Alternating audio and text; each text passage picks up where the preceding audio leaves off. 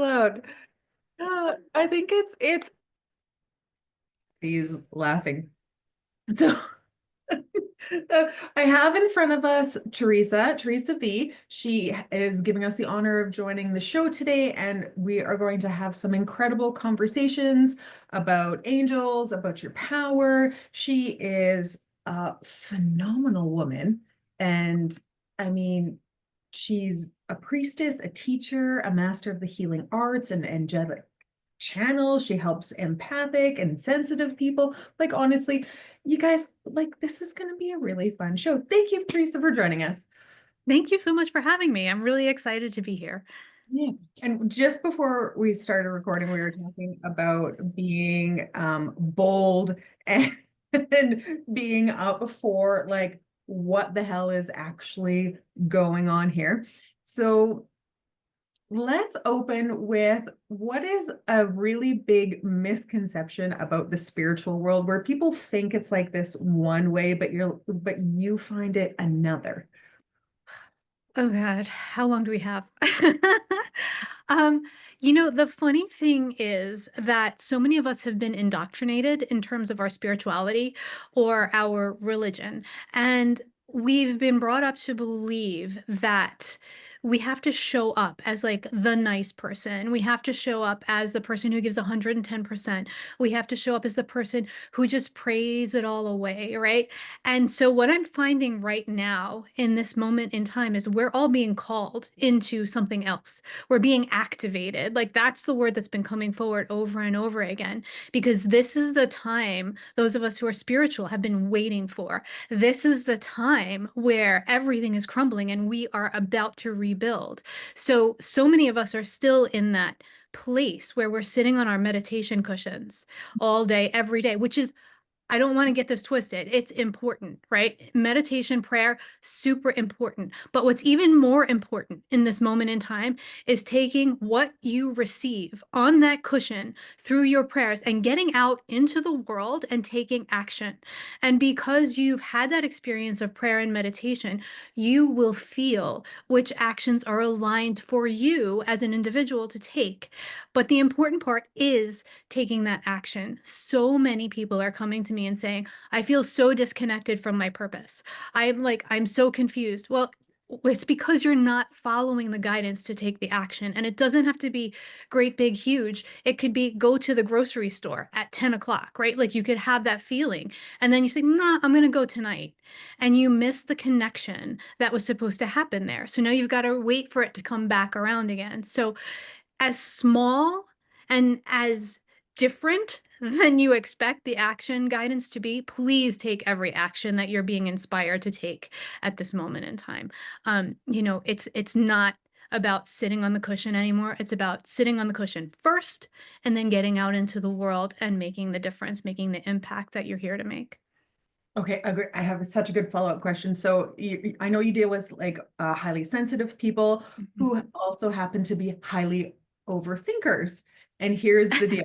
When they're sitting on that meditation pillow and they're like, okay, I go to the grocery store at 10 a.m. Here's their like literal thoughts. I think, hey, no, wait, is this inspiration from my God? hmm Is this something I think I should be doing? Wait, no, how, oh, wait. And then they start to overthink that and they're not sure if they're actually getting guidance or if they're coming from a place of off balance, let's say.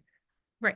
Do you get that a lot? And how do you help people like navigate that? I literally get that question at least twice a day, and so you're so right. And, something tells me you might know a little bit about this, you know, and I can totally attest. I have been there. And the way that I move through it personally is the way I tell my clients and my friends to move through it is take the action and see what happens. Right. Also, if it feels, get into your feeling place because so often we go up here. Yeah, We yeah. need to drop it down, like get into the heart, get into the feeling place. Does going to the grocery store at 10 a.m. feel expansive to you? Because intuitively, you already know, right? That intuitive hit that you got is coming from your higher self. You know already. So does it feel expansive? And by what I mean by that is your body will actually feel like you can take a breath. You will feel open, or does it feel contractive? And that's how you know, is it my guidance or is it my ego? That's the question I get all the time. Anything coming from higher guidance will feel expansive or will feel neutral. And anything coming from ego will absolutely feel contractive. Does that That's make really, sense? it does. And you just made it super simple, which I think overcomplicates it for a lot of people. Oh my God. Spirituality is probably the simplest thing, and we complicate the shit out of it like all the time. Right? How can And we make it really, really hard?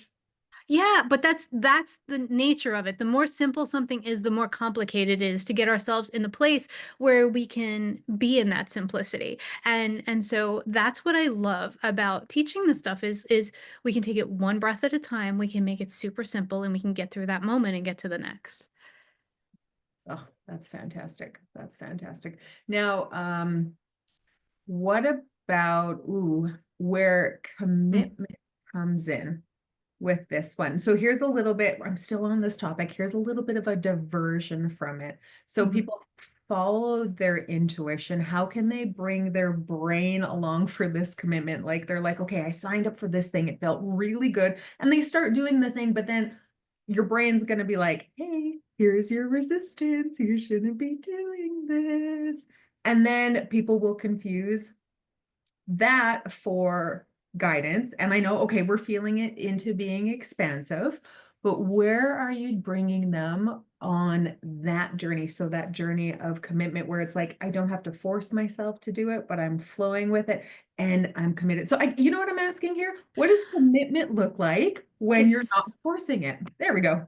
Yeah, it's so funny because I tend to see the opposite in people. Like I tend to work with like serious hardcore like type A people who are like I'm committed and I'm going to do it perfectly every single day, like all those like really Pitta and Ayurveda people like perfectly every day at this time da, da, da, da. And then like the holding on to it and like it's not working anymore, but I'm not letting it go because I was supposed to do it this way, right? So I see the opposite. But what I'm feeling, is in the beginning, when I was getting used to trusting my intuition, I actually would take a journal and take notes. So Mhm. that's my scientific mind, right? So that I could go back and see the scientific evidence of, hey, this crap works, like, or the following this intuition works, or these energy sessions I went to, they worked. And that's how I got my mind on board, was by having something where I could go back and actually see it. Because if we just kind of flow with it, which is great, if we just kind of flow with it all the time, we forget. It's easy for us to remember the times where we tripped and fell, but it's hard for us to remember the times where we really succeeded. And so having that notebook of your successes, your experiences, that actually helps you to see, hey, what I'm doing, like this isn't imagination. Like this is actually, I'm seeing a pattern here and I'm seeing how it's helping me and I'm feeling differently. And it'll also guide you to what's next. When you see where your gifts start lying, when you see what you resonated with in that course that you signed up for or whatever, it will lead you to the next thing that will help you expand on that. And so that's how it worked for me, is to just have that place where my brain can go and rest into the knowing and the seeing of, oh, right, okay, this is why I'm doing this. No, I like that because you're taking the commitment instead of forcing yourself. It's like the commitment to follow your path and follow the energy, but still let your brain do its thing. That's great. That's fantastic. Exactly. And then it's like, it's so funny because I personally I can't imagine like not being committed. So it's like really interesting, but like so many people just need that little fall back and see, and also don't beat yourself up if you start something and you feel like it may be for me, but not now. That's okay. Give yourself a breather and then go back to it and see if it's differently resonant when you go back. Sometimes we just need a break to let our ego settle down and let our brain kind of realize, hey, guess what? I'm okay. You're okay. Like nothing changed. We didn't die because we had this experience, because we're taking this course. Like that's really the ego's job. The ego's job is to keep us alive. And when we don't know what's on the other side of something, we go into a place where going back to the place we knew where we lived, even if it was terrible, even if it was painful, it's at least we lived and we know we live. Like the ego knows that we'll be safe because we can live through that. And so that's really, sometimes you just need to give the ego a breather, say, thank you. Thank you for really cautioning me about this. We've got this. We're okay. And just move on from there.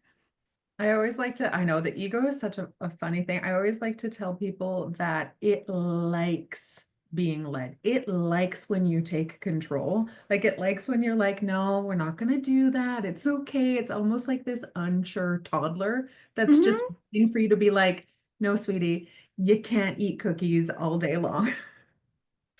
Exactly. It's almost like the ego's in the driver's seat and you say, listen, you take a rest. I got the next few miles, right? And then the ego's like, oh, thank goodness. And it's kind of the same thing we're seeing happening in the world right now. Like all of the out of balance masculine energy that has had to be in place for so long, the feminine is coming up to give that energy a rest so it can rebalance itself. And so it's happening on a global level. And it's really interesting just to see that, how that can happen individually and how it happens globally. Like we are not separate from the whole, no matter how much we want to believe we are, and it's just always beautiful to be reminded of that.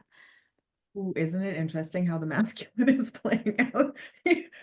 Oh, wow. Yeah. Oh, and no matter where you sit politically or whatever your personal beliefs are, it is like a huge show right now. It's a huge show. Yeah. Yeah.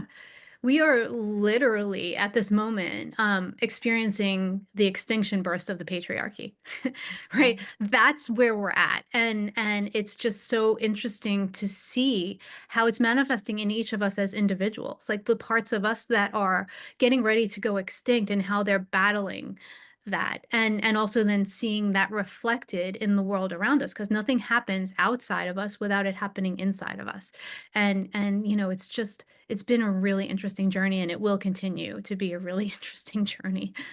So interesting. And it does seem almost like the healing crisis. So if anybody's like familiar with homeopathy or something, it's like if you start taking something, then there's like this big purge where it's like whoosh, it seems like it almost gets worse before it starts to get better. And that kind of seems like where we're Yeah. sitting. That Yeah. happens with Reiki too. Sometimes it just gets worse so it can get better faster. And it's just the nature of life and death.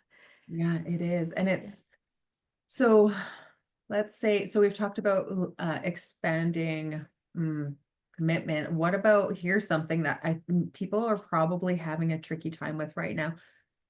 So on the one hand, trusting what's going on and following their path, like following their intuition and knowing that they're going to be okay. And then the other side of gaslighting them and pretending like nothing's wrong.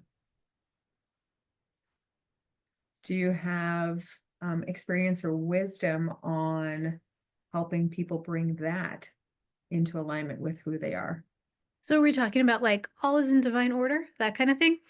Well, there is a part of not just all is in divine order, but it's like things play out for you a lot differently than you think they are. Like you Yeah. can see stuff working in its own path but then there is also that aspect of, ooh, all is in divine order. Because I think that's part of the gaslighting sometimes, because there's both, right? There's the denial, but there's also the path.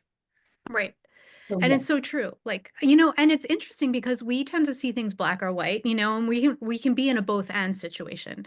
And the beauty is it all comes back to following those intuitive hits. So, I'll tell you a short story. Like years ago, I had a friend who was looking at leaving her successful career, with her 401k and all the things, and becoming a massage therapist because that's what her soul wanted to do. And she was in this story about when I finished massage school, I will be 50 years old.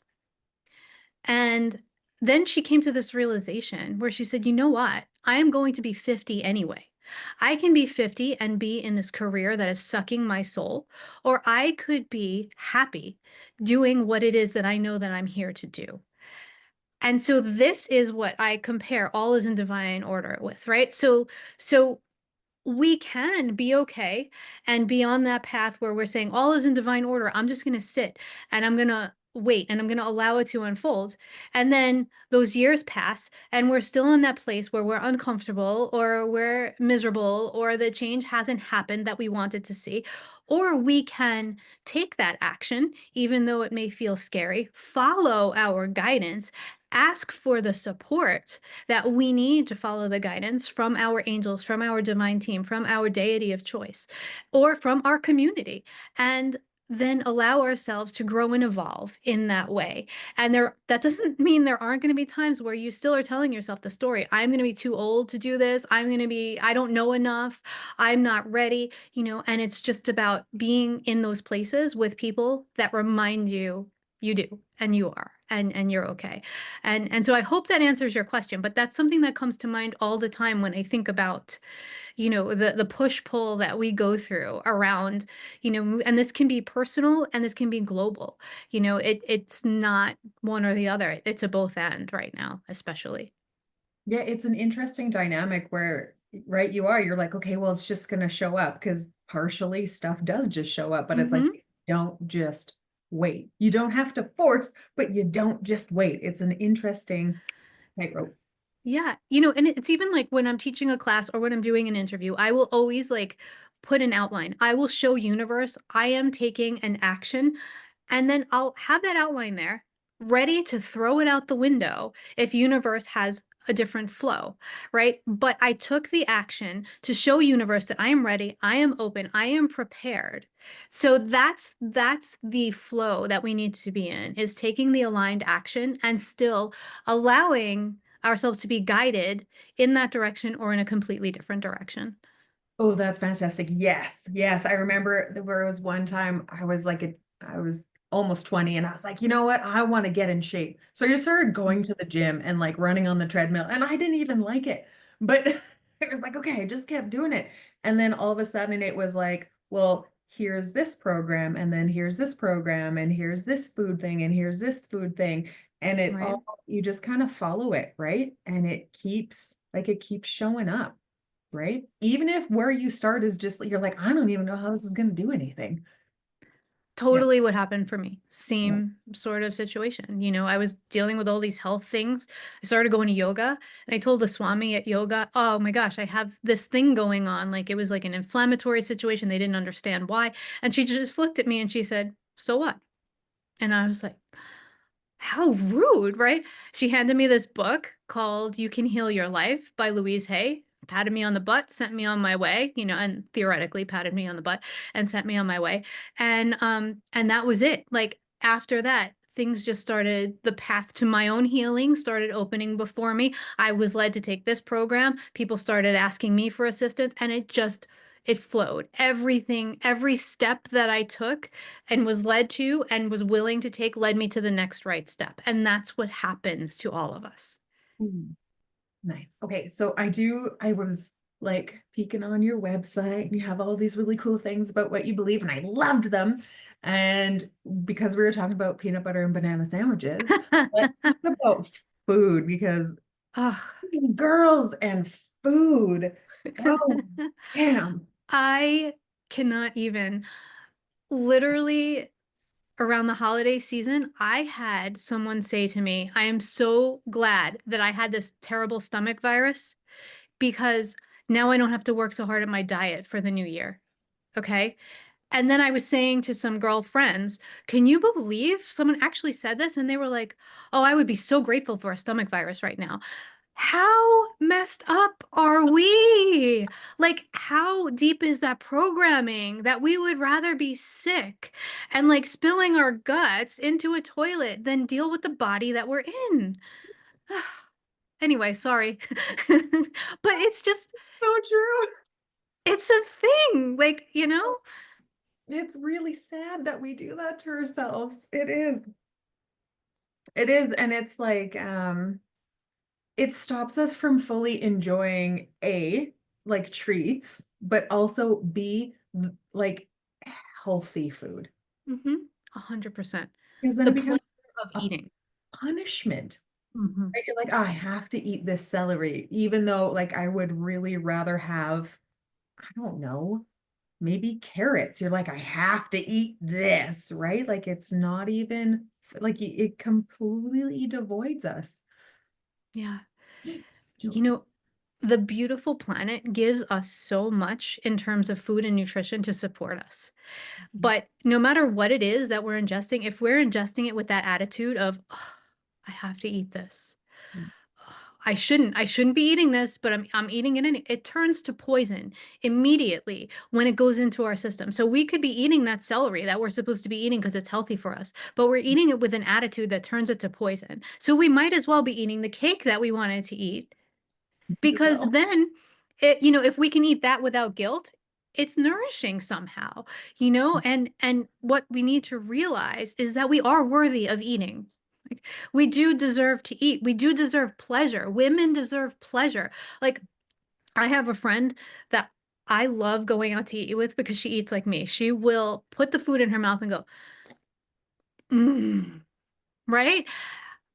How great is that? Like, because normally we don't have that experience eating with other women, right? And it's like, oh, I can't possibly have dessert. Meanwhile, I'm there like, all right, well, suit yourself. I'm eating this whole thing by myself then. I tell this story all the time because I love telling it.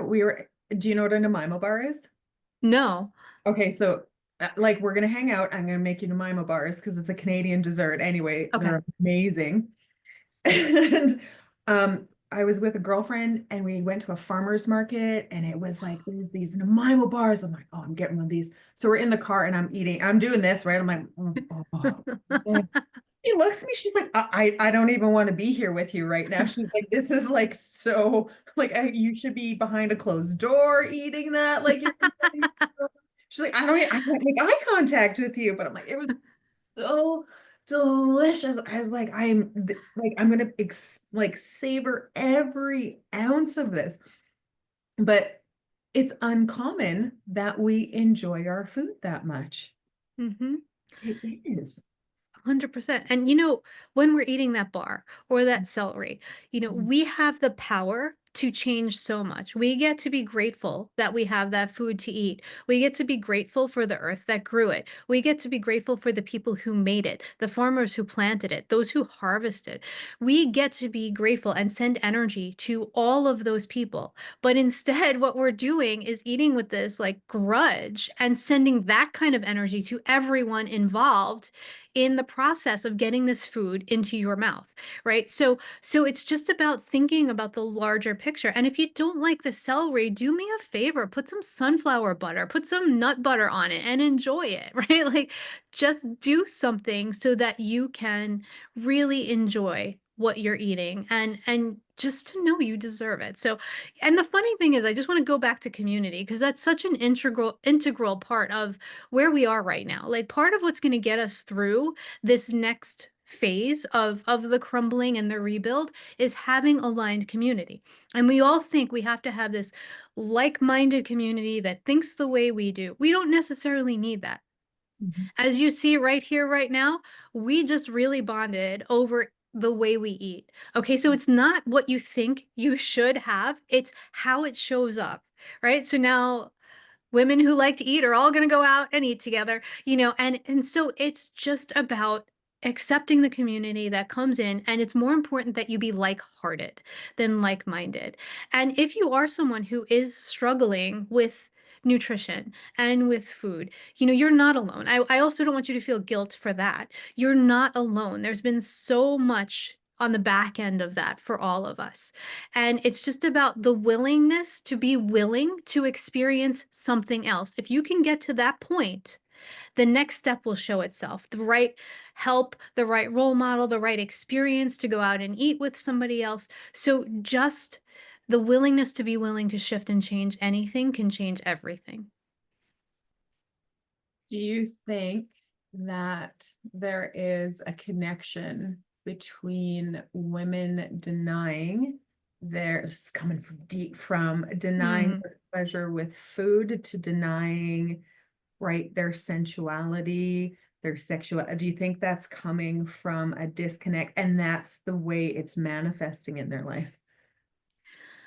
I think it's part of the same thing. I don't necessarily think it's instead of. I think we've all bought into a lot of myths and a Mhm. lot of a lot of ways that we were being controlled, because women have the Mhm. power to create from nothing.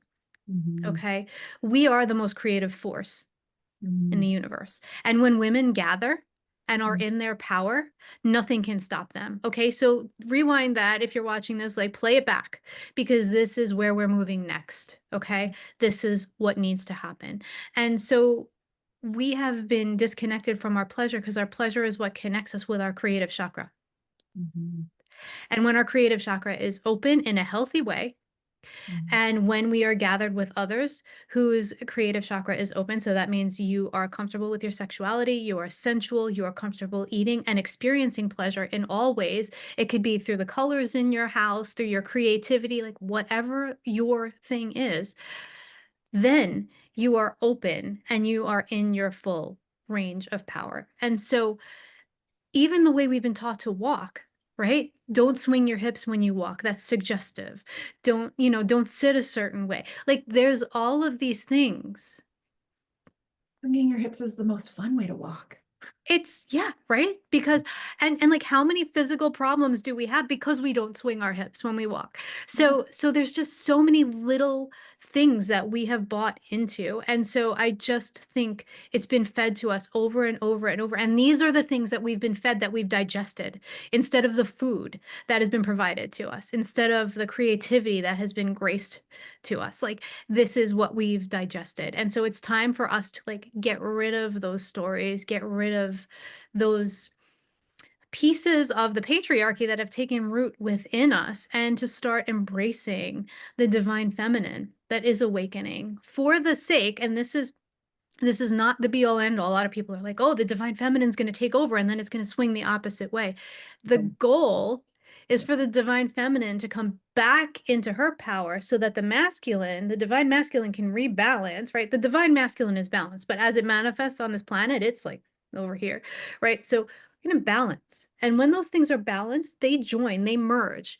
And then the divine child is created, which is the energy of joy, the energy of love. This is the paradigm of love. Angels have kept saying this is a love-based paradigm, even though you're not seeing it on the outside. It's because everything that is not love is coming up for clearing, being squeezed out into the light. And so this is where we're at right now, and we're striving to rebalance so we can live in that divine child energy. yeah, it's almost like they're on like a rope, right? So if one isn't in its power, the other one has to overpower, right? But when they both come together, yeah, Yeah. Yeah. yeah. It's like any relationship, right? So there's always one person in the relationship that is, it's never really 50-50. It may be 60-40, it may be 100-0, depending on what's happening and what's going on in life. But the goal is to strive to be as balanced as possible. And so that when that other person isn't capable, you're capable of taking over. And then it goes the other way too. So that's the balance.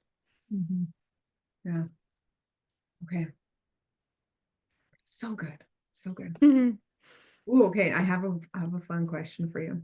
So while you're a guide and mentor for other people, how do you stay grounded and maintain your own energy while helping other people?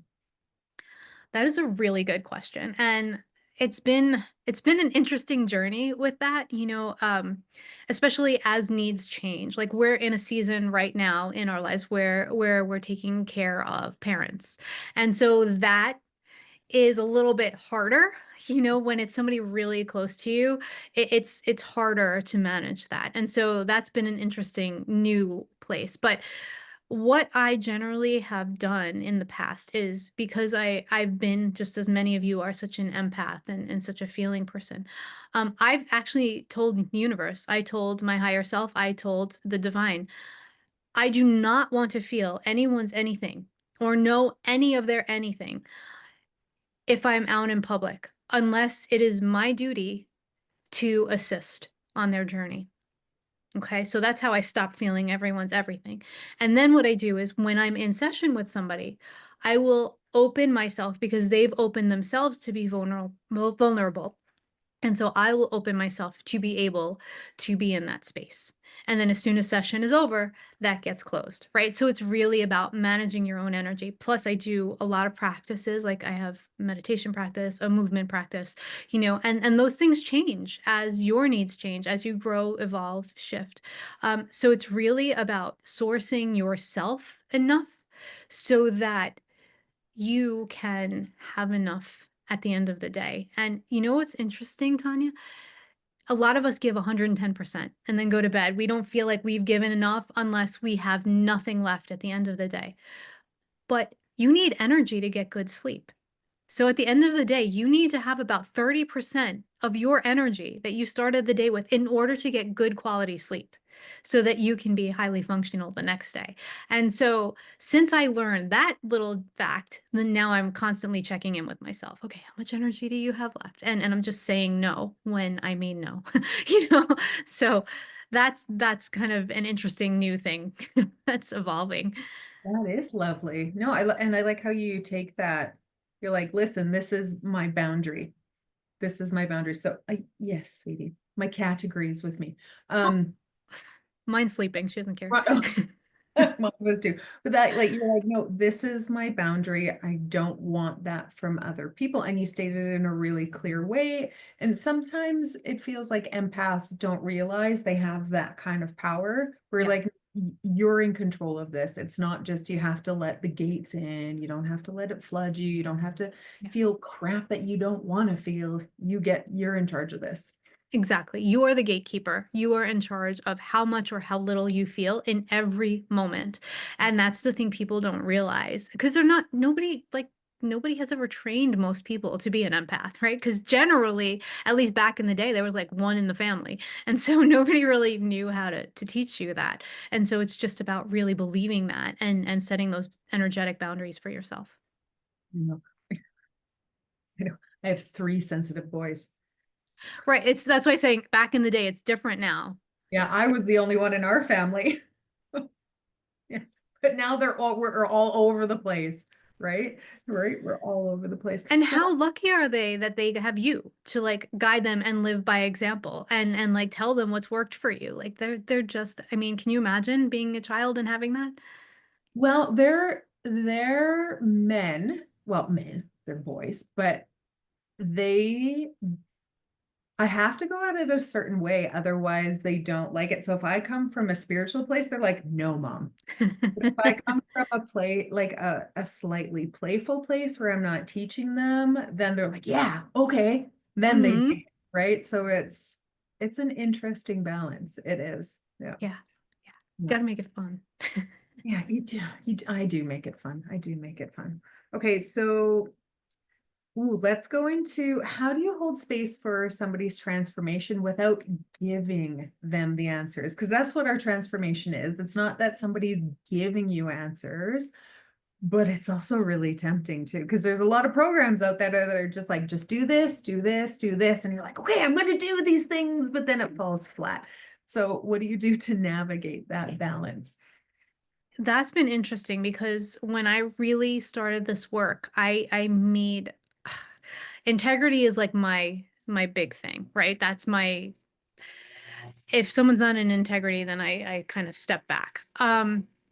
What I feel is in integrity in terms of the work is empowerment.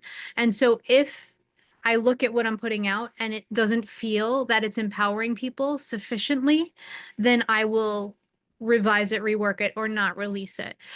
I recently, I do a lot of readings for people. And there was a point in time recently where people started using them as crutches instead of ways to empower. And so I stepped back for a minute and I renegotiated with the angels because that was our agreement in the beginning. I will do this if people leave the reading feeling empowered, realizing how much of a connection they already have with you and how they can strengthen that connection. And so I stepped back and I said, okay, what needs to shift here? And so that was something that I came back to because it's really about you stepping into your next phase. And the reading is there to help and guide you and kind of pick you up over the situation and show you a broader perspective so that you can make your own choice. But, people were not coming for that purpose. And so that needed to be renegotiated. And so I approach everything with the eyeballs of, is this empowering? And if the answer is no, then I don't do it, because at the end of the day, I don't want you reliant on me. Like, I don't need that kind of karma, neither do you. Like, I want you to take what you've learned, have the tools, whether you choose to use them or not is not my concern, right? Like, I need to give you those tools. You have them in your toolbox. Hopefully you will pull them out and use them when it's appropriate for you. If you have questions about it, I'm here as a guide. But other than that, I'm not the kind of person that's going to be in your living room, like making sure that you're doing your thing. Like, that's just not who I am. I like to give you what you need, send you on your way, and be a touchstone if you want to come back and kind of talk about it. That's a really great distinction. It seems in the spiritual world, as expansive as it is, there's that pocket where people give their power to it without Yeah. realizing it, innocently, and like zero judgment about it, because Right. it's just something you go through. But it's really nice to bring that awareness to it. It's like, hey, this is one of those little kind of things that you're probably going to want to watch out for. Yeah, I mean, and there are times in life where you're feeling a little bit more desperate, and then you show up with that kind of energy. But it's always nice in those moments to be able to point someone back to how much they are already receiving, how much they already are hearing and interpreting, and how much they already have within them so that they can source themselves even in those difficult times. Yeah. Yeah, that's fantastic. That's fantastic. Because there's a lot of especially if you're certain personalities that want a list of like how Yeah, exactly. I want all of the steps so I can do this properly. Ta-da. Yeah, yeah, That's totally a thing. That's totally a yeah. thing. No, it's true. And you know what? That's a beautiful thing. Like, I want to say, if you're that kind of person, it's really, your devotion is beautiful. It's just gorgeous, and it's to be appreciated. And it's also there to help you. Okay, you've tried this. Now let's try something else, right? Let's flow with it a little bit. Yeah. There's like to say, there's like there's a purpose to all of our qualities, but there's a version of them that's contracted and a version of those qualities that's expansive, right? And it can Right. go through both energies. They It's just play themselves differently. Yeah, it's the balance and the out of balance. So like when you're in a balanced state, that quality presents itself, or in the right situation, that quality presents itself in an amazing way.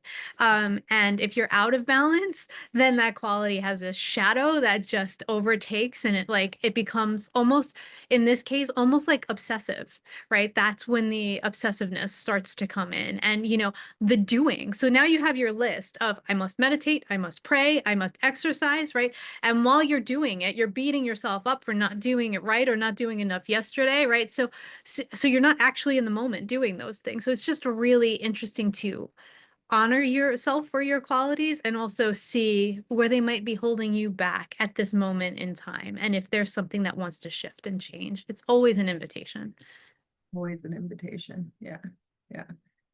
And it is, too, when we feel like we have to fix those qualities, or where we get embarrassed about them, or like you try to hide them, then you don't Yeah, get that expanded version of them where they're really, really cool. Like they're really cool. exactly. Yeah. Yeah. That person with the list is the person I want when we're planning a vacation. That's the person I want when we need to go buy supplies for the Red Cross. Like, this is the person I want in those situations. However, if we're at a meditation and we're flowing, like, not the qualities I want showing up. So, and I know that because there is part of me who is like that. So I can say that, and I can say, like, I've worked really hard to balance her. To balance it out. Now let's talk about nature. You're a big proponent of nature, and there is a really big, if you ever look about how to raise your vibration on the internet, one of the things is like, go be Hug a in, tree. right? Go hug a tree. But Like, we go a little deeper on the connection to nature and how it fuels us. Because I don't think it's like you don't just go outside and you raise your vibration, because you can be an asshole and go outside and you're still just an asshole. Like, it doesn't change you. But when you start to connect with the world around you, what does that look like to foster a relationship with it? Well, let me also say that you're an asshole with a more relaxed nervous system, okay? If that's the case. So then the nature actually will reset your nervous system. It will, because you start to, without even, you could just be walking on a path, not paying attention to nature at all. You've just walked past 500 gorgeous trees and you were stuck in your own head.